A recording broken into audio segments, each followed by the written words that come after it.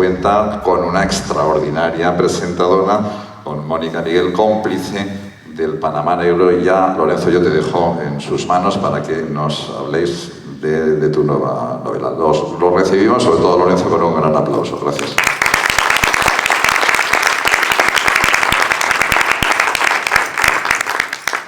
Bueno, te ha dicho eso de que te deja en mis manos, cuando en realidad la que tiene que estar asustada soy yo. ¿Te has dado cuenta? Muchas gracias a todos por venir esta noche.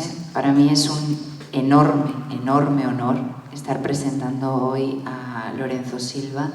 Es de estos escritores que, obviamente, siendo española, nunca he dejado de escuchar, que he leído en numerosas ocasiones y que nunca, ni en mis más sueños, mis más locos sueños de opio, como se dice, me imaginé que estuviera presentando. Con lo cual, efectivamente, estoy muy nerviosa.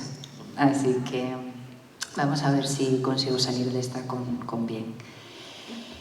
Además de escribir ensayos, además de escribir guiones de televisión, guiones de cine, escribir libros de relatos, tú has tocado un poquito todos los palos. Tienes una saga cuya novena entrega es esta, Donde los escorpiones, con un personaje que se llama Bevilacqua, que es un uruguayo radicado en España. ¿Por qué uruguayo? Bueno, antes de nada, buenas noches a todos y quiero agradecer primero la cálida presentación de mi compañero y amigo Juan Bolea, la invitación a acudir a este primer festival Panamá Negro, por tanto a la Feria del Libro, a los organizadores, a la Embajada de España, a todos los que están detrás de esta iniciativa. También quiero agradecerles a todos los que se han quedado en la sala. Llevo 3 días en Panamá, pero ya empiezo a saber cómo es el tráfico de la ciudad, así que quedarse a esta hora tan tardía para luego tener que regresar, pues creo que merece un agradecimiento especial. Y bueno, y también a ti, Mónica, por acompañarme y llevarme un poco de la mano, ¿no?, en esta presentación. La verdad es que, digamos que toda literatura y todo escritor se inserta en una tradición. Y yo desde el principio no solo he sido consciente, sino que además he tenido una voluntad muy deliberada de insertarme en la tradición española, en la tradición de la literatura española y en la tradición también de la novela negra española, ¿no? A mí me hace mucha ilusión que de vez en cuando alguien reivindique a García Pavón, porque muchas veces en los resúmenes que se hacen, ¿no?, y antes hemos oído un por otra parte magnífico resumen a cargo de Leonardo Padura, se le omite porque no se le conoce, y no se le conoce injustamente, porque es un gran escritor. No solo construía muy bien sus historias, sino que además era un usuario verdaderamente excelente del castellano, y en su literatura está todo aquello que le pedimos a la novela negra. Hay quien, en cierto modo, lo descarta como un escritor conservador, ¿no? Hay un estigma, un pecado que tiene, que es que publicaba libros en la España de Franco. Y eso parece que ya lo desacredita. Bueno, si uno lee esos libros, en lugar de quedarse con el hecho de que los libros se podían publicar y nadie los censuraba, lee esos libros, ve que en esos libros, por ejemplo Las Hermanas Coloradas, pero también en otros, hay una visión crítica de toda la hipocresía que existía en esa sociedad, y también hay una mirada incluso a eso que ahora llamamos memoria histórica, o que podríamos llamar de otra manera cadáveres guardados en el armario, ¿no? Y creo que tiene mucho mérito haber sido capaz de contar todo eso precisamente en ese contexto, ¿no? Bueno, decía que uno forma parte de una tradición. Desde luego para mí está presente ese ejemplo, está presente el ejemplo de Vázquez Montalbán, está presente ejemplos anteriores, ¿no? Porque también antes, por ejemplo, se hablaba de que Rodolfo Walsh o Truman Capote son los pioneros del relato sobre crímenes reales, ¿no? Bueno, también eso admite alguna impugnación, ¿no? Hay un autor español que se llamaba Ramón José Sender Garcés, que tiene un libro que se llama Viaje a la aldea del crimen, sobre la matanza de Casas Viejas. Estamos hablando de muchísimos años antes de Rodolfo Walsh o de Truman Capote, o que tiene otro que se llama El lugar de un hombre, sobre el famosísimo Crimen de Cuenca, que también es bastante anterior, ¿no? Es decir, que la literatura española tiene una gran tradición que si incluso nos queremos ir más atrás todavía, pues uno se puede leer una novela de las novelas ejemplares de Cervantes como La fuerza de la sangre, donde hay un primer caso criminal, una primera lectura de la escena del crimen, y estamos hablando del siglo XVII. No es un asesinato, es una violación, y es la propia mujer violada la que reúne las pruebas para incriminar a su agresor, que ha actuado embozado, pero es una mirada sobre el crimen, sobre lo más oscuro del género humano y además incluso sobre la propia investigación criminal, en este caso llevada a cabo por la propia víctima. Estamos hablando de 1600 y muy poco, ¿no? Y si uno quiere ir todavía más allá de Cervantes, pues se puede leer otra novela ejemplar, como es El coloquio de los perros, que es un repaso terrible a todo el mundo del AMPA, de la España de aquella época, ¿no? Bueno, pues siendo consciente de que uno forma parte de esa tradición, yo quería que mi personaje fuera a la vez muy español y tuviera un cierto distanciamiento, es decir, tuviera una cierta mirada extraña sobre su propia realidad. Mi personaje es español, si no, no podría ser guardia civil. Es español porque su madre es española. Su padre es uruguayo, él ha nacido en Montevideo y ha vivido 7 años en Montevideo. Por tanto, desde los 8 está en España, toda su formación, el bachillerato lo ha hecho en España. Si uno es de donde hace el bachillerato, pues él es inequívocamente español. Pero tiene esos 7 años en Montevideo que para él son como una especie de nebulosa, ciudad a la que no ha vuelto nunca. De hecho, no ha vuelto a ver nunca a su padre, tiene un hueco en su propia identidad, pero que está ahí siempre recordándole que él es y no es, que él es español, que él forma parte de esa realidad, pero tiene algo que le da una perspectiva ajena, ¿no? ¿Por qué uruguayo? Pues yo me planteé que tuviera eso, una mezcla de sangre y que la mezcla de sangre fuera de algún país de Iberoamérica, ¿no? Y escogí Uruguay porque es un país pequeño, porque es un país que pasa inadvertido muchas veces, ¿no? México, Argentina, hablamos de grandes países con grandes culturas, con mucho peso, ¿no? Uruguay es ese país pequeño al otro lado del Río de la Plata, a la sombra siempre de Argentina, ¿no? Es muy gracioso cuando en España, por ejemplo, un uruguayo empieza a hablar, normalmente le dicen, tú eres argentino, y el uruguayo tiene que decir, no, soy uruguayo, ¿no? Hay siempre como una especie de ignorancia, ¿no? Hacia ese país. Y a mí me gustaba ese detalle, ¿no? Ese detalle de que viene de un país pequeño, un país con el que la gente normalmente no cuenta, que él recuerda solo vagamente, pero que sabe que forma parte de su identidad. En esta novela, además, por primera vez, el crimen pasa fuera de España, pasa en la base de Herat, en Afganistán. ¿Por qué decidiste ahora sacar a Bevilacqua de España? ¿Por qué lo lanzaste y por qué lo lanzaste a Afganistán? ¿Ya se te está quedando pequeña España? ¿No hay suficientes crímenes allí? Bueno, España no es un país muy violento. Aún así, cada año hay alrededor de 300 homicidios, que es el tipo de crimen. Bueno, digamos que Bevilacqua puede investigar homicidios, secuestros, crímenes contra las personas, ¿no? Pero bueno, esencialmente hablamos de homicidios. Hay homicidios suficientes como para proporcionarle argumentos. Yo además hago una novela cada 2 años, con lo que realmente materia prima podría tener mucha. En cierto modo también la serie lo que ha ido haciendo es un recorrido por la España contemporánea.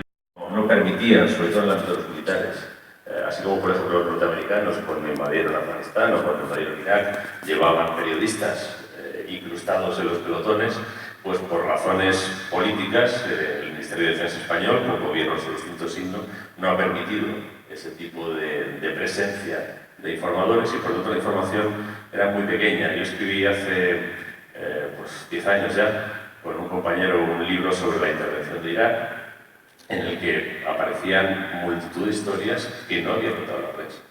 Historias que además nos pudimos contar porque nos ocupamos de buscar en España a todos los que habían estado en Irak e irlos entrevistando uno por uno, ya una vez que habían regresado, ¿no? Y así pudimos reconstruir la historia. Bueno, pues a mí esa historia me parecía que estaba en cierto modo ausente del discurso público, ausente en buena medida de la información relevante, ausente completamente de la literatura, absolutamente fuera de la literatura, y me parecía que eso era una anomalía y que además eso era extraño. Uno se va a los distintos países que han tenido implicaciones parecidas a la española, o incluso menor, como puede ser el caso de Dinamarca, como puede ser el caso de... y se encuentra películas, series, documentales, novelas, trabajos periodísticos. Pongo el ejemplo de Dinamarca, que es un país muy pequeño, de apenas 5 o 6 millones de habitantes. Tiene una película sobre Afganistán que estuvo nominada a los Oscar. Tiene el mejor documental que se ha hecho sobre Afganistán, que se llama Armadillo, sobre soldados daneses en Afganistán. Tiene obras literarias, tiene...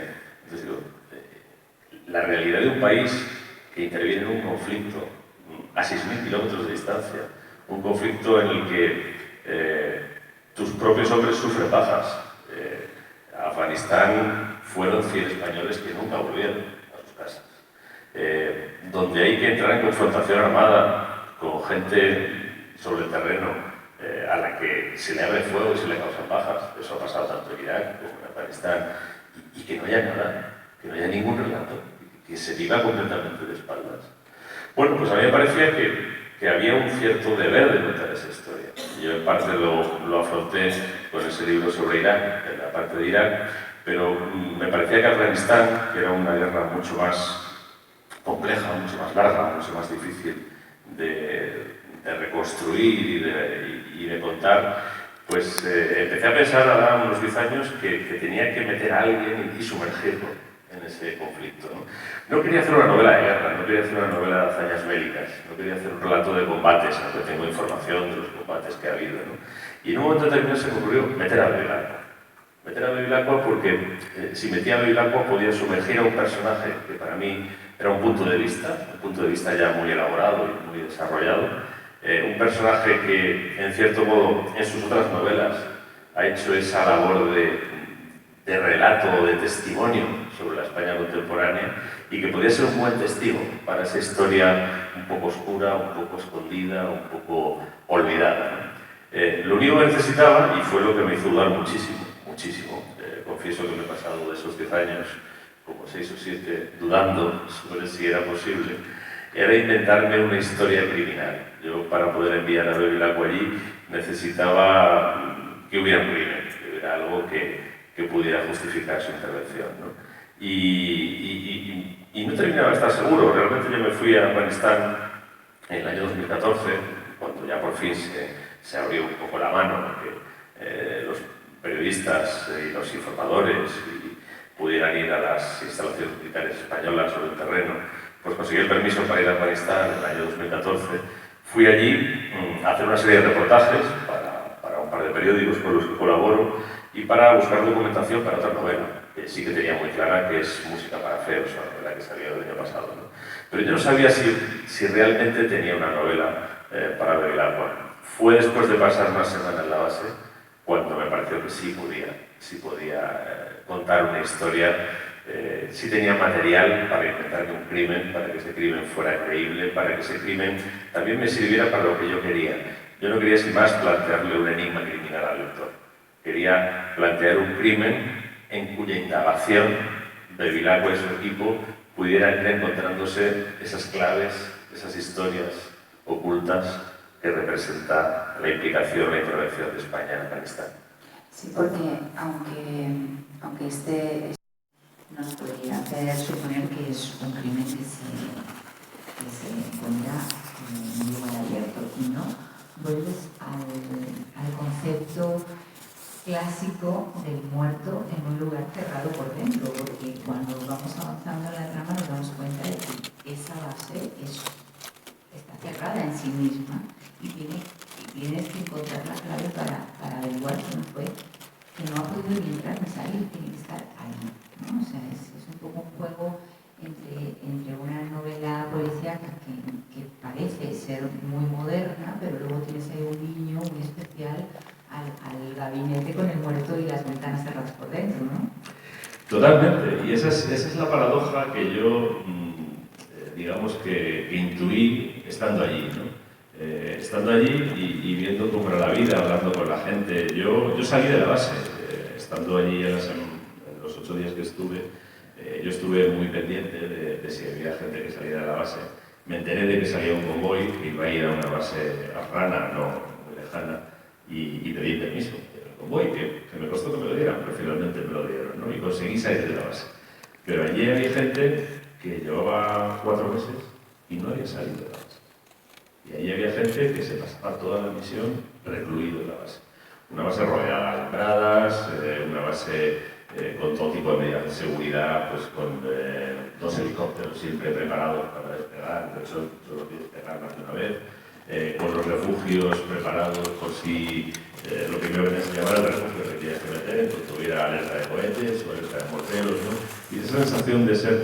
Hay una metáfora que en algún momento incluso está en la novela de forma explícita, que es esa fortaleza en el desierto de los tártaros de la novela de Nino Buzzati, ¿no? Esa gente que está encerrada en un fortín, rodeada de un mundo extraño y hostil, y que vive dentro de esa cápsula, ¿no? Fue al percibir esa cápsula y al vivirla personalmente, cuando de repente se me ocurrió, digo, es que no solo tengo un crimen, no solo tengo un buen escenario para un crimen, porque aquí hay elementos que me permiten construir la historia, sino que tengo un espacio que me permite volver a un esquema clásico de la novela policial, que es ese cuarto cerrado del que nadie puede entrar ni salir. Vamos, yo he salido de la base y he entrado y puedo hacer las innumerables medidas de seguridad sucesivas, contraseñas y confirmaciones que por radio tenías que dar antes de entrar y antes de salir. Es decir, tienes un espacio cerrado y además tienes ese espacio cerrado en el que el investigador, en cierto modo, vuelve a recursos muy tradicionales de la investigación. Al final, el recurso fundamental es el de ese detective encerrado con los sospechosos que habla con ellos e intenta ver quién se contradice o quién tiene, frente a la investigación criminal a la que estamos ahora acostumbrados, que es real, que se basa en intervención de comunicaciones, intervención de... Por ejemplo, allí todo el mundo tiene un teléfono móvil afgano. Yo mismo tenía un teléfono móvil afgano, una tarjeta afgana metida en mi teléfono, porque si utilizas el español, la cuenta telefónica te arruina la vuelta, ¿no? Ese teléfono móvil afgano tiene una tarjeta que es de una compañía que por lo que me contaron es de algún jeque del Golfo. Claro, si tú tienes un teléfono móvil en España en medio de una investigación, tú le puedes pedir al juez que le pida a la compañía telefónica española que te lo intervenga e inmediatamente accedes a las comunicaciones. Pídele tú a la compañía esa del Golfo que te pinche el teléfono móvil, vamos, pues tardar 5 o 6 meses antes de que te respondan siquiera, ¿no? Por tanto, todo eso no está disponible. Hay que volver a esa vieja investigación tradicional de hablar con unos, hablar con otros, quién miente, quién tiene interés, quién no lo tiene. Otra de las cosas que me llamó la atención es que dentro de esta investigación tradicional, no voy a spoilear nada, pero es curioso que la que encuentra la pista es aquella que además es una mujer y es la que menos confianza nos da en un principio, ¿no? Porque es la rubia tonta, sí, por decirlo así. Eso es un guiño que a mí es una de las cosas que más me gustaron, porque además es muy inesperado decir, o sea, Bevilacqua se la lleva por algo, o sea, él ha visto ahí algo que el resto de la gente no ha visto. Y también es muy curioso que has mostrado en esta novela algo que efectivamente se repite una y otra vez en ensayos, y que es verdad que las mujeres somos, entre nosotras, tenemos una inquina quizás, que los hombres no entendéis, pero además es que sois capaces de superar para aprovecharos de lo que cada una puede dar a la investigación. Eso es un guiño que me ha gustado mucho en la novela. Bueno, hay un hecho que hay gente que ha leído la novela y que me ha hecho una observación un poco malévola, en el sentido de que si yo he intentado deformar la realidad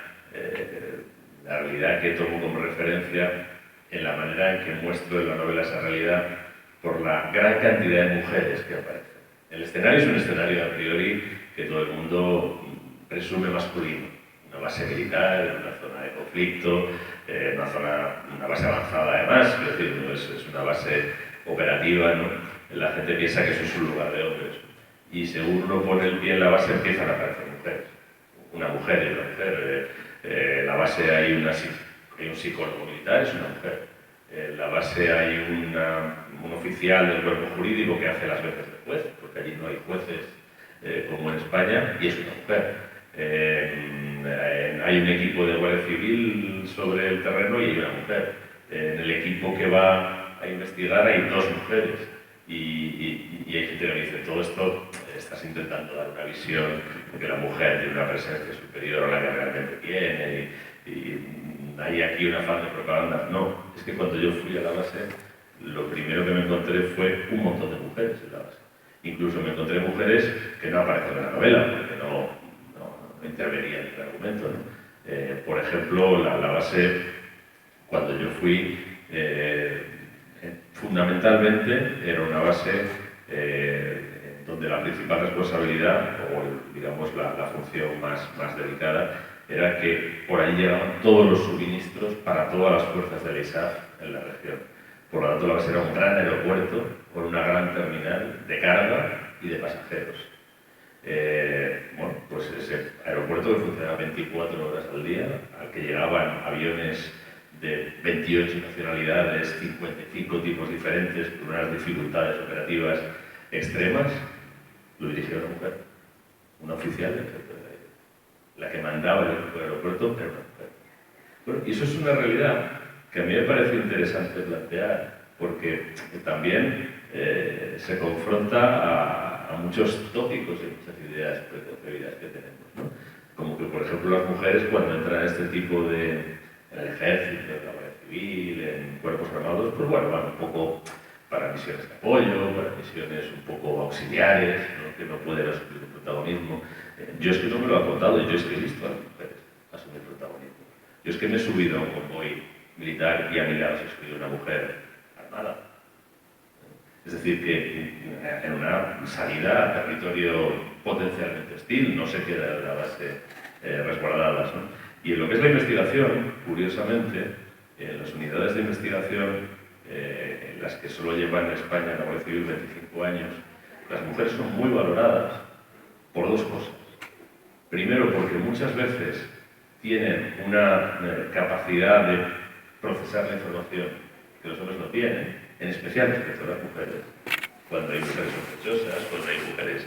Y luego tienen una capacidad que los hombres no tienen de aparecer como seres completamente inocuos al lado de los criminales, ¿no? No hace mucho hablaba yo, no tiene que ver con el caso, pero bueno, pero da un poco la idea, ¿no? Con gente que llevaba, bueno, prácticamente toda su vida en la lucha antiterrorista, y me presentaron a una Guardia Civil, que ahora pues, tendrá 40 y tantos años, pero que cuando tenía 18, 19 y acababa de entrar en la Guardia Civil, la utilizaba, además en misiones que entonces eran muy peligrosas, para seguir de cerca a los comandos de ETA. Esta mujer condujo a la detención de 2 de los más peligrosos comandos de ETA. Y condujo a la detención porque ella, donde estaban los enlaces, los camioneros que les pasaban por la frontera a los terroristas y demás, pues ella se metía allí y una chica menudita de 19 años, con vaqueros y demás, nadie pensaba que era una Guardia Civil. Y entonces la información que conseguía esta mujer era valiosísima. Tú has roto aquí en esta novela otra de las reglas que también habló Juan Poli ayer, que era no metas al detective ni en la cocina ni en la cama. Tú no lo metes en la cama, pero sí dejas entrever una vida familiar, una madre, un hijo, una novia y los problemas que conlleva eso. ¿Qué te ofrece esa visión humana del detective en la novela? ¿Cómo conjugas eso? Pues en esta en particular a mí me sirve mucho para contar una parte muy relevante de la historia y que yo creo que es una parte todavía menos visible que digamos, la parte de esa gente, esos miles de españoles, esas decenas de miles de españoles que en los últimos 20 años han estado destacados en escenarios de conflicto, ¿no? Cuando alguien va a una misión de estas durante 6 meses, hay una experiencia que me interesaba contar, que es lo que vive esa gente en esos 6 meses, en ese territorio muchas veces hostil. Pero hay otra cara de la moneda, que para mí es también una historia muy interesante y todavía más invisible, que es que cada persona que se va allí deja a unos cuantos aquí.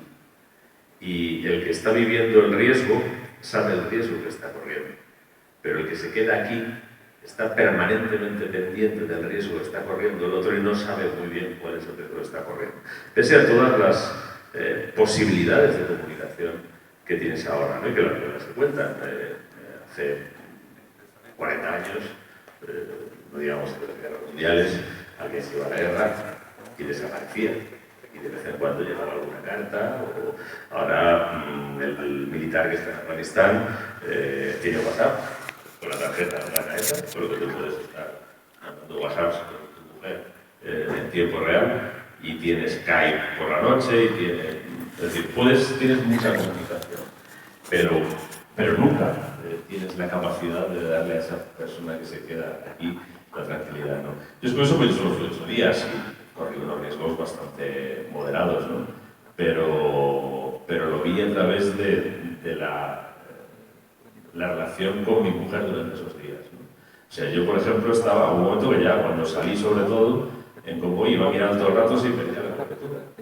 Porque mi mujer me mandaba de vez en cuando WhatsApps para comprobar que estaba bien y que no me pasaba nada. Claro, si no tienes cobertura, no lo puedes recibir, no lo puedes devolver. Y yo conozco a mi mujer y digo, si la tengo 4 horas con un WhatsApp que me ha mandado sin contestarle, pues va a estar en un sin vivir, ¿no? Bueno, y a mí, que el personaje tenga una vida familiar, que tenga un hijo, que tenga una madre, que tenga una pareja, me servía para contar esa parte de los que se quedan. Los que se quedan, que además, ha habido casos trágicos, nada menos que 100, en los que alguien les ha llamado por teléfono, les ha dicho que esa persona, la que esperan, no va a regresar, ¿no? Pero también hay otro tipo de relaciones y de situaciones que también la novela muestra y que yo he visto. Pues por ejemplo, por la noche yo me iba a veces a hablar con mi mujer a los locutorios que tienen allí, ¿no? Los locutorios tenían unos tabiques de madera, son celdas más o menos aisladas, pero los tabiques de madera. Se oye todo. Yo he oído conversaciones a través de esos tabiques, de cómo esa distancia de 5 meses no solo provoca miedos, no solo provoca angustias, sino que a veces provoca, por ejemplo, rupturas familiares y situaciones familiares muy complicadas. Y entonces eso me sirve, que el personaje tenga esa vida, me sirve para contar esa parte de la historia también. Voy a leer un pequeño párrafo que desde el inicio de la novela, porque a mí me marcó. Dice: eres muy gracioso, señor guardia. Todos sois muy graciosos. Os creéis que arregláis algo, pero no tenéis ni idea. Hay más bichos, sin salir de aquí, de los que en 100 vidas podrías contar. Te lo digo yo, que les he visto la cara, y lo que no es la cara, a casi todos. Después, unas cuantas páginas más allá, hay otra frase que dice: no esperar nada, aceptarlo todo, no formular quejas más que contra ti mismo. Eso evita frustraciones. Al final, no está en tu mano garantizar que nadie, aparte de ti, te haga el menor caso.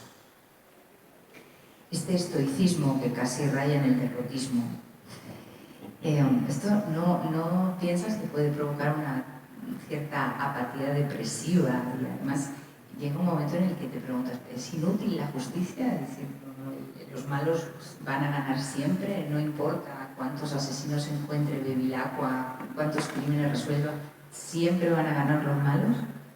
No, en absoluto. Yo fíjate, hay veces ese tipo de lectura, digamos que aparte de la realidad tan dura que muestra la novela, porque no solo muestra el crimen, sino que va apareciendo el trasfondo de lo que es Afganistán, de lo que es Afganistán a los afganos, porque a fin de cuentas los europeos que vamos allí, ya sea yo durante 8 días o un militar durante 4 meses, somos turistas en el infierno. Ellos son habitantes del infierno, ¿no? Al margen de esa dureza, tanto en el prólogo, que es lo que has leído, como en el epílogo, se muestra la dureza de los reductos de infierno que hay en cualquier sociedad, ¿no?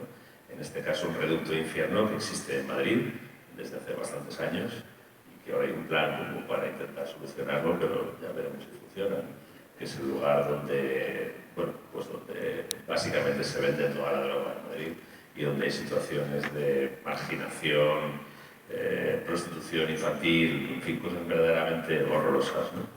Y entonces mostrar esto, tú dices, induce y mostrar además que estas realidades horribles siguen existiendo y aunque se detenga uno o se detenga otro, en este lugar, por ejemplo, que es donde acuden pues, todos los heroinómanos y todo, y cuando pensamos en heroinómanos, pues yo pensaba bueno, pues la vieja imagen, ¿no? De ese drogadicto, terminal, absolutamente marginal, con la vida perdida, ¿no? Yo conseguí a través de un amigo hacer varias excursiones en este lugar que es bastante peligroso, alguna de ellas de noche, y lo que me sorprendió mucho fue encontrarme heroinómanos bien vestidos y conduciendo coches de 50.000 euros, hinchándose en una calleja de ese lugar, ¿no? Bueno, pues dices, esto invita a la depresión, porque eso sigue ahí, y de vez en cuando la policía entra, encuentra un lugar, hace una imputación, derriban la chabola, al día siguiente se está vendiendo la chabola al lado. Es decir, ¿no? Es como ganar el mar, ¿no? Y puede surgir esa sensación de decir, no sirve para nada. Al revés, yo lo que intento, y lo dice en algún momento también el protagonista, es trasladarle al lector la idea de que uno no puede erradicar el mal, uno no puede extirpar de la condición humana la crueldad, la propensión al abuso, la mezquindad, la vileza, la abyección. Es imposible. Eso no lo podemos hacer. Pero aceptando eso, y sabiendo que eso no lo podemos hacer, nos podemos plantear lo que sí podemos hacer, que es el mal, la abyección, la ruindad, la vileza, que puede pasar por nuestras manos o que en nuestras manos está contener. Esa es nuestra misión. No vamos a solventar el gran problema, pero aliviaremos la vida de alguien, ofreceremos una reparación a alguien, habrá un resarcimiento a alguien y sobre todo habrá un resarcimiento hacia nosotros mismos. Bueno, pues con este mensaje de esperanza, muy bonito, vamos a dejarlo aquí. La novela realmente merece la pena leerse, Donde los escorpiones. Y muchas gracias. No sé si alguien tiene algún comentario para hacerle al escritor. ¿No? Pues sí, hay por ahí alguien. Maestro, retomando lo que estuvo hablando en la Casa del Soldado, usted comentó que ya, aunque tenía poco en esos momentos, pocas horas de estar acá en Panamá, y ya había visto algunos lugares que le llamaban poderosamente la atención, y yo sé que su visión no puede ser igual a la mía ni la de nadie más que esté interesado, ¿no? en quizás meterse en el género. Pero, ¿qué fue lo que le llamó la atención? ¿Qué es lo que quizás habría que ver para meterse en esa, no sé cómo ponerlo, esa mentalidad de escritor que tiene los ojos puestos en la novela negra? Bueno, llevo solo 2 días más que cuando tuvimos esa conversación y la verdad es que no voy a ser tan imprudente como para pretender tener una percepción ni siquiera válida de la realidad panameña y mucho menos para aventurar no sé, una posible vía, ¿no? Eso probablemente lo conocerá mucho mejor cualquiera que viva aquí, ¿no? No, a mí lo que me llamó la atención, a mí me gusta mucho, me parece que es muy útil en cualquier tipo de narración y especialmente en un relato, en una novela negra, en un relato dentro del género criminal, me parece que el espacio es un personaje, siempre. Y a mí me interesa mucho la lectura del espacio. Y la lectura del espacio a veces es intuitiva, a veces va más allá es decir, aunque uno no conozca la realidad profunda, el espacio le va lanzando mensajes. Cuando uno, voy a poner un ejemplo, que además está reflejado en la novela, ¿no? Cuando uno sobrevuela Afganistán, para llegar a Herat, y en la fase de aproximación del avión, uno sobrevuela un macizo montañoso que hay. Herat está al lado de un río, porque está cerca del río, más o menos tiene una zona verde. A partir de ahí se abre un desierto y un poco más allá hay un macizo montañoso. Desde el aire uno ve cómo los pueblos están en medio de las montañas, en medio literalmente de las montañas. No hay carreteras, no hay caminos, y la única manera de entrar y salir de ellos es por el lecho seco de un río, cuando el río esté seco. Cuando el río lleva agua, no hay manera ni de entrar ni de salir. Bueno, ese espacio ya te está contando mucho sobre esa gente, sobre su vida y sobre...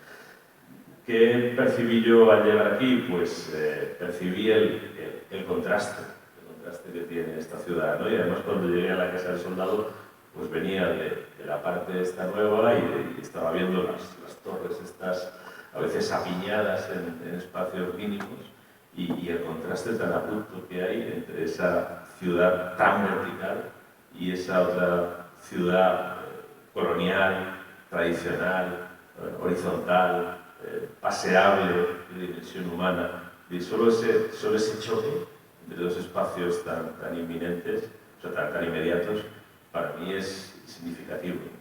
Y eso es lo que yo decía, ¿no? O esa era la idea que trataba de recoger. ¿Qué puede haber debajo de ese espacio, o de ese contraste espacial? Pues ahí seguramente lo sabe usted mucho mejor que yo. Bueno, ya nos están cerrando las puertas casi.